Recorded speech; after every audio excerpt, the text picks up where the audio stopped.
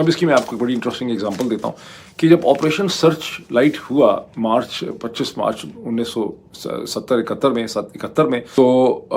जब operation search light का आगाज़ किया गया तो उसके बाद पाकिस्तान की फ़ौज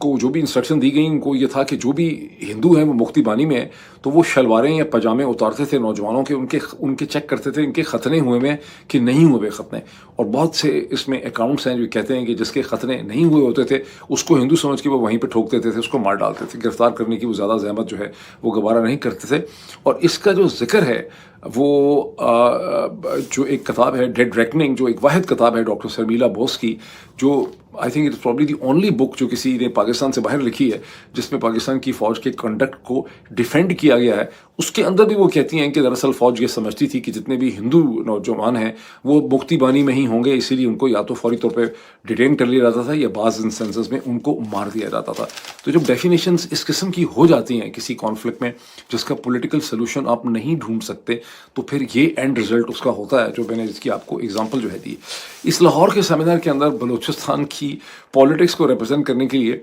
अख्तर मैंगल साहब जो हैं बलूचिस्तान नेशनल पार्टी के अपने ही मैंगल ग्रुप के वो थे, और उन्होंने बातें बड़ी अच्छी की। उन्होंने कहा कि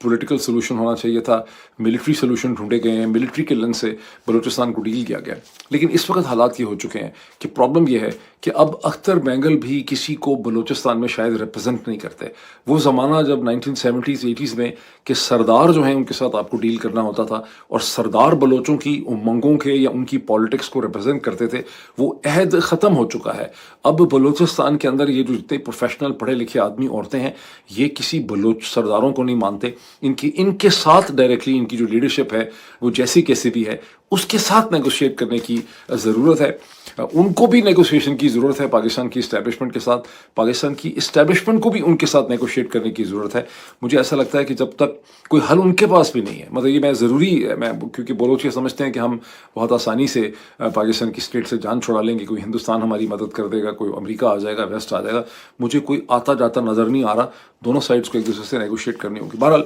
मूविंग फॉरवर्ड, चूँकि बांग्लादेश का मैंने जिक्र कर दिया, 12 फरवरी को बांग्लादेश में आम इंतखाबात हो रहे हैं। कहते हैं कि ये पहले आम इंतखाबात हैं, ये पहली एक पॉलिटिकल चेंज है जहाँ जेन जी जो है जिसका ज़ोरैन बड़ा जिक्र करते हैं, जिनका मैंने इंटरव्यू भी किया था, ज़ोरैन निज़ामानी, तो जेन जी जो है